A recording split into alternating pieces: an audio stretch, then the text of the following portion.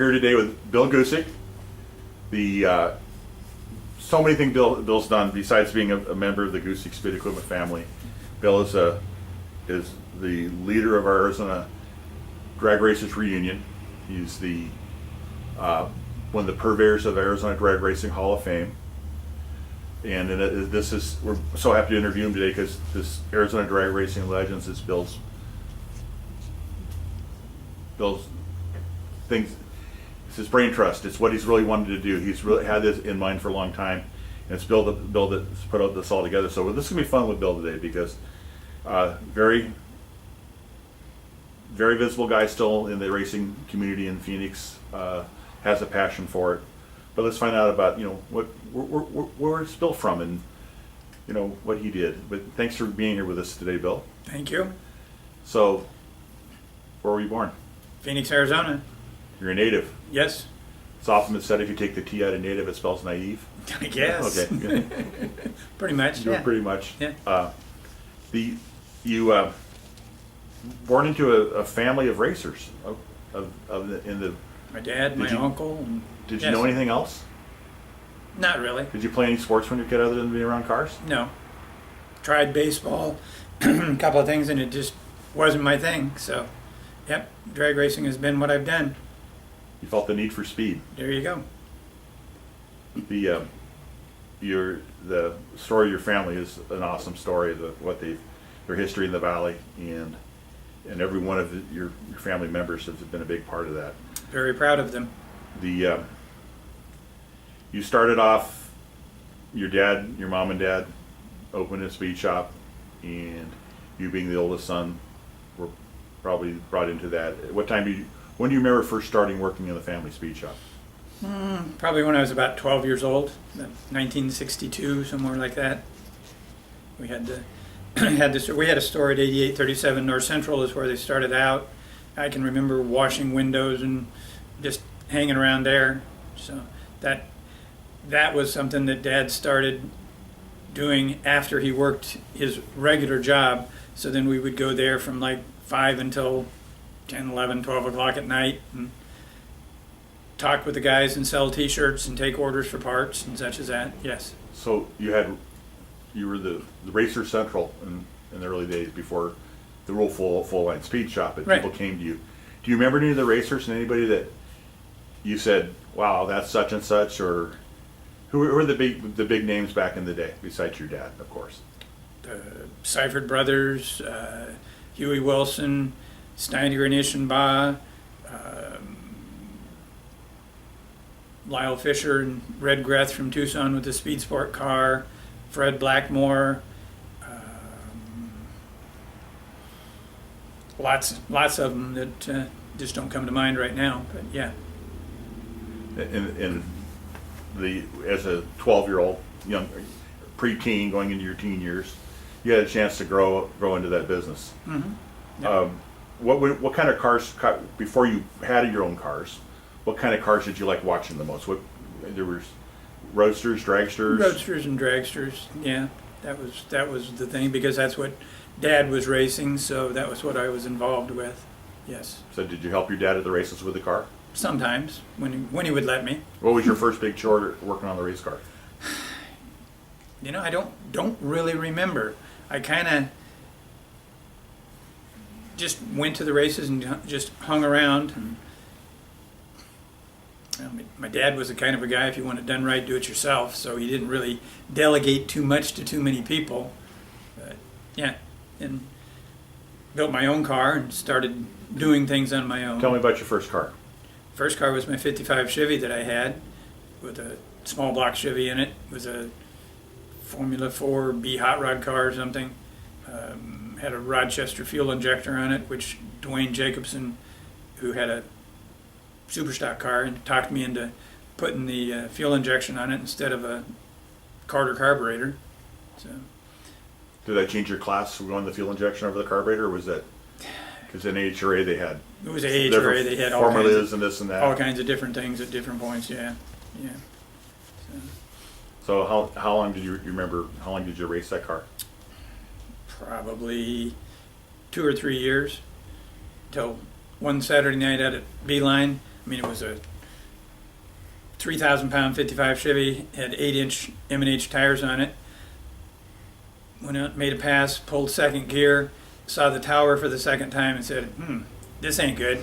So straightened it out, drove it, and decided to sell it and buy a dragster that one of the guys that hung around the speed shop, Tom Damiano, had. Bought that, put the small block in it with a carburetor on it, and went on from there. The name of that car was? The Hood. The Hood. Yes. And Because Damiano was a Italian guy, so that's what he had on it.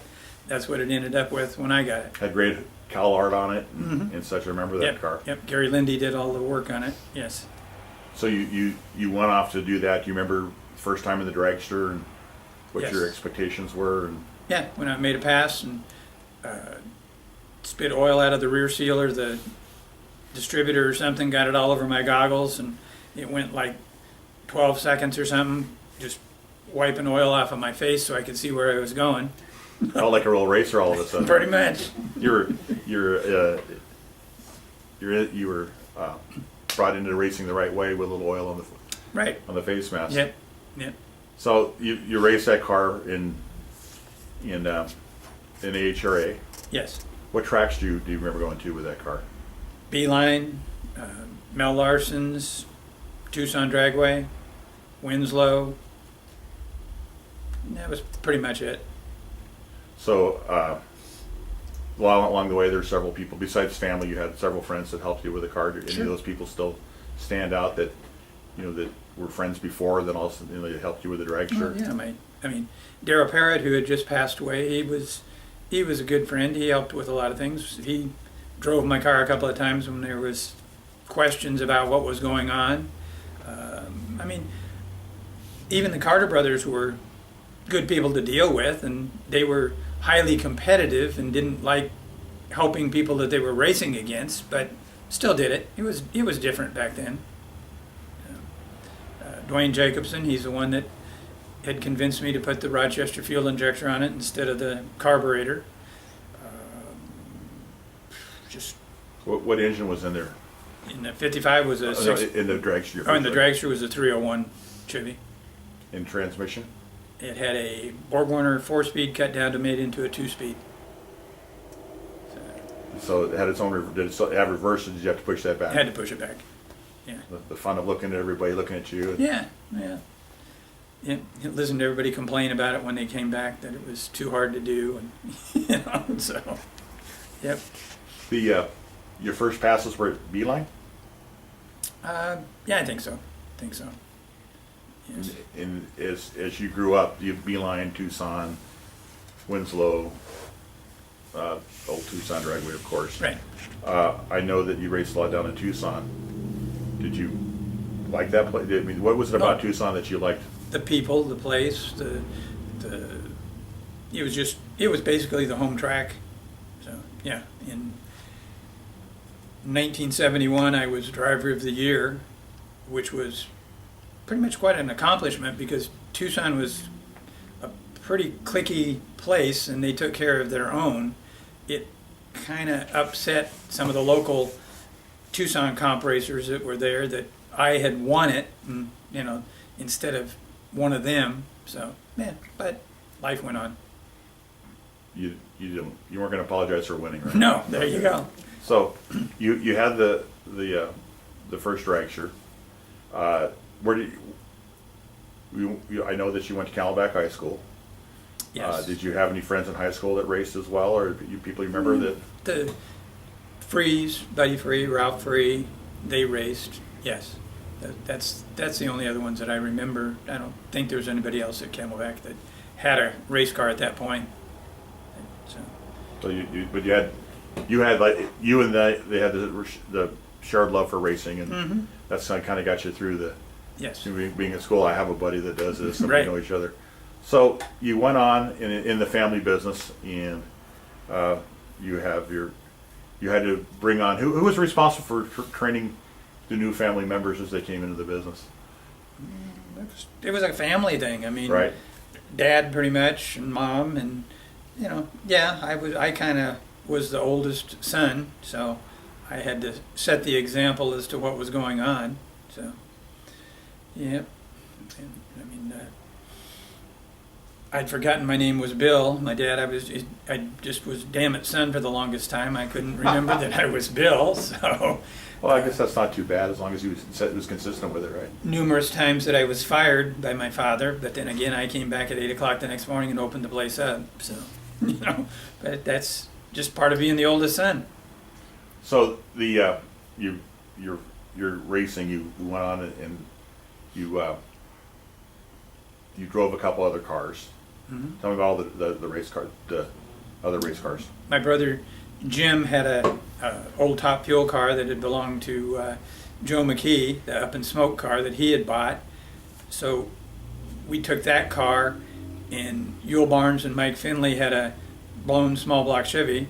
We put that in and raced it, 3 or 4 weeks.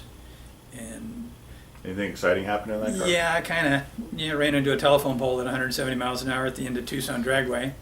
Broken arm and a mild concussion, was in the hospital for 3 or 4 days. Could have been worse than a street accident. It was the blessing of the safety company even back then. Yes, and the people that were there to help me. Yes, my brother and yourself, Chris, and Mike Finley, and Yule Barnes, and my wife Janet at the time. Yep. So you drove that car, and of course, Jim, I'm sorry, I put a ding in the Right. car. Yeah. You rebuilt the car. Right. Yeah, I was kind of mad because it had a set of Hellebrand mag wheels on the back with a brand new set of tires that we had just put on for that race, and it tore those up, so that wasn't really a good thing. A typical racer. Yeah, I'm okay. What about the car? Right? Yeah, well, So it was Jim's car, and then you moved on, and what other car did you tell me about your rear engine dragster? yeah, had a rear engine dragster after that we bought. Put a big block Chevy in it with a Linco 3-speed and 2 carburetors on it. So we raced that for a while. That was a AHRA A dragster, I think it was. We did okay and wanted to go faster, so we ended up putting a blower and running it as an alcohol car. A good friend of mine that was partners with me that had some stuff in it, Jim Clifford at the time, and raced that for a few years.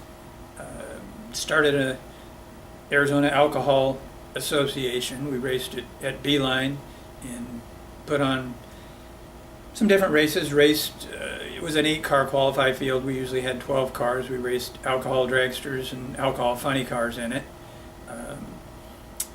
That was a lot of fun. Did a lot of learning in that deal. Had Checker Auto Parts involved in it. They gave me $500 every race that I had. Plus I had other sponsors from the speed equipment manufacturers that we were dealing with. They would give me jackets and t-shirts and different things like that to give away. And I'm thinking that it was paying on a Saturday night win for an 8-car show. The winner would take home $400 and the runner-up would take home $200. And I think NHRA at the time was paying $1,200 for a national event. So it was a pretty impressive deal. Had a lot of fun there. A lot of work. Who were your key competitors in that association? Trovan Evans, Mike Jameson, Jim. Can't think of the guy that had the funny car now, but yeah, and Ron Lux from Tucson. Yeah, that was pretty much it. So this association really came along at the early days of the Pro Comp, which then became split up to be right. the funny top alcohol funny and top alcohol dragster. But Right. back in those days, you raced together. Yes. What was your favorite race? You tell me about what's your most memorable event with that car? Racing in Las Vegas. Okay. Did the burnout, backing up, the sprag broke on the transmission, pushed the clutch in and the car just kept backing up. There was a fence behind the starting line at Vegas. I'm grabbing brake, fuel shut off, and hoping it gets stopped before it goes through the fence behind me. That was the old aerodrome wasn't it? Or that was the old No, that was the Vegas Speedway. Big Roll. Okay, that was the track prior to the. Right. Oh, but still by the Air Force Base. Right, across the street from where they are now. Yeah, yeah. And you, I seem to remember being at a race at Beeline one time, seeing you push your car yeah. down the track. What happened? Yeah, there? that was before it was a blown car. That was when it was still a carbureted car. Yeah, you had to push start back then before they had the static starts, and make the loop come around to stage it. And it was a 280-inch car, so it took a little bit of a distance to get it there. My dad was behind me. Of course, I couldn't see anything. He was trying to push the car back. I had gotten it around. I figured, okay, it's close enough, so I'll just blip the throttle a little bit, bring it around. Wing knocked him down. He was quite upset. He didn't talk to me for a couple of weeks after that. Did he fire you again for that one? Probably, probably. Yeah, glad he didn't get hurt, but it just kind of embarrassing to him that would happen up there. So. But the good story is your family was involved. Right. Yep. Yep. As people remember your family being involved. Right. Yep. All my brothers were all involved, and my sister was involved in the business. My mom, of course, and they came out to the races and watched when we raced. So. Tell me about your reunion and how it got started and how it's grown. Yeah, it started in 1999. I had a little gathering at my mom and dad's house, and there were probably 20 people there. And it was just so that my dad could stay connected with his old friends that he had known and from racing. And over the years, it had just grown bigger and bigger. I think the last one we had probably 500 people there. That was at Bear Break. Of course, we had a air raid filter company, had that for a couple of years there, and that was a very good experience. Yeah, everybody just gets together. We don't have any races. We don't have any. We do a cackle now, but that's on a timed deal. So you can walk around, talk to your friends. Everybody can communicate without having to scream over the top of somebody's car, and that's what it's about, all the friendship and the camaraderie among the people. So initially it started off with a small group of yeah. friends, and It was a potluck deal. Potluck, and it kind of outgrew, your parents' house, but it was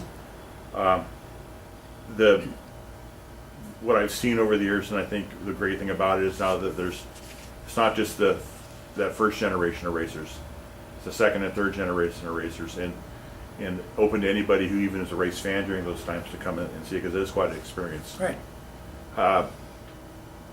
You have done it, the great job. One thing I've seen over the years is that, as we go through life and people have friendships, and they have people who probably were not enemies, but they were rivals. Yeah. You see people getting together to show up at that event that actually sat down and talked and had a great time. Right.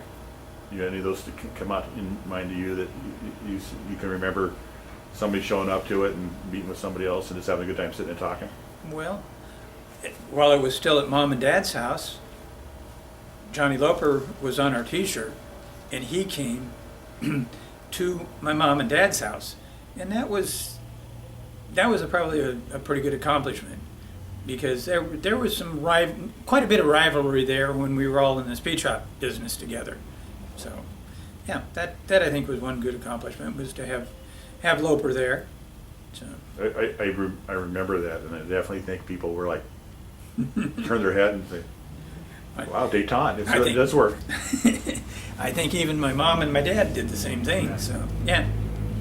Well, that's the great thing about this, and going forward, it's what you want to keep that feeling going forward. It's just that a lot of people don't race anymore, but they still have the friendships and the relationships. So for this year, we're filming this in the year 2020. Unfortunately, it's been a crazy year with our COVID experience and our social distancing, and normally the event's held in the springtime, but you've had to put it off to the fall. I don't want to date this video, but this is 2020, and you're going to have this event coming up in the end of November. Yes. November the 28th, it will be at the Phoenix Go-Kart Racing Association track, 43rd Avenue in Pinnacle Peak, and we're hoping for a good turnout. I mean, I understand that things are different, so we'll do this one on November the 28th, and then we'll push forward to March of 2021, and everything will be done and great and back to our normal situation. A lot of work on the. I know you do the Arizona Drag Racers Hall of Fame. You also have sit on the Arizona Racers Hall of Fame, which is probably more circle track type of deal. How does it feel that that people value you in the people you know in your abilities and who you are to sit on those committees? Makes me feel very well, very, very good. I'm proud to be able to bring the people that need to be brought attention to bring attention to them, and to do what's necessary to get them into the halls of fame. The Drag Racer Hall of Fame will go on. The Arizona Racers Hall of Fame is going on. They continue to happen. I'm sure that you get people contacting you. How do I get this person or that person in the Hall of Fame? Oh yeah. How does somebody make that happen? Or at least bring their name up. Right. Well, they need to, the contact with me or somebody involved in that. Yes, that's what needs to be done. Kind of try to prioritize it depending upon health issues and what you've accomplished in racing. Also, that's a big priority as to what happens. You get people that say, "Well, I knew somebody that raced at Beeline." That's good, but that's not a criteria to get into the Hall of Fame. You kind of need to have raced a car, maybe won a race or two, and just be a racer. So, if somebody's interested in what's going on, you have for they to contact you. You're on Facebook. You're a pretty easy guy to find. You're still out there and involved and doing things. The Drag Racer Reunion has its own website now. Yes. We'll make sure that we put a video up. We'll put the web address up on the video here. Good. Yes. Anybody who's interested in that, there's information there. A lot of ways to get a hold of Bill Goosic. He's probably one of the busiest retired guys I know.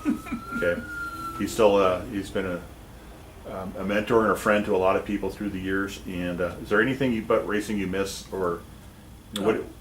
The friendships, the just talking to the people, knowing people, meeting new people. That's yeah. I'm kind of a people person. Very much so. Well, Bill, first of all, as collective of everybody, thank you so much for your efforts through the Hall of Fames, the reunions, and the drag racing legends. And you are a drag racing legend. You are, and you should be very proud of that. And we appreciate you taking the time to sit down and talk to us today. Thank you.